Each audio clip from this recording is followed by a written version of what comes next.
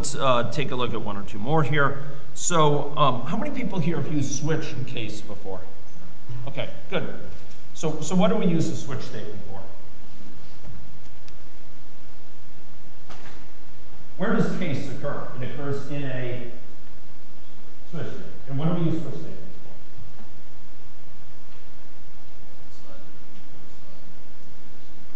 for? Yeah, so it has a multi-way sort of comparison. It's not just, we don't just want to handle like in an if, a true and false case. We want to handle a bunch of different cases, right? So by definition in C, there's a semantics to this which is confusing, and it can get you in trouble very easily. What's going on here? If we have a minus character given here, so C is a minus character, what code is actually executed? It checks the value of C, it jumps to the case where it's the negative sign. Okay. That's right. It falls through into the plus.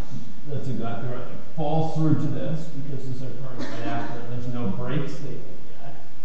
It executes that, and then it falls through here. It gets break, and it busts out of here. Right?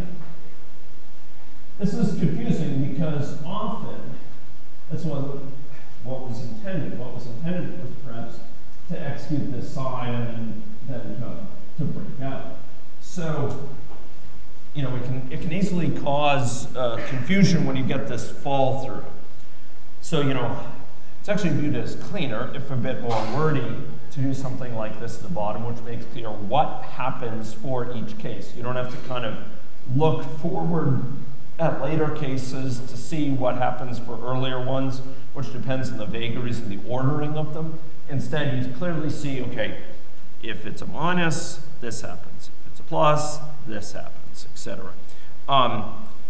There are cases where sometimes you'll get a bunch in a row. You want to handle all of them the same, and you handle them all down here at one place, but you're not doing things along the way.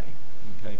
This is also a common convention. You're handling several cases here which have the same handling, and you just put one after the other, successive labels.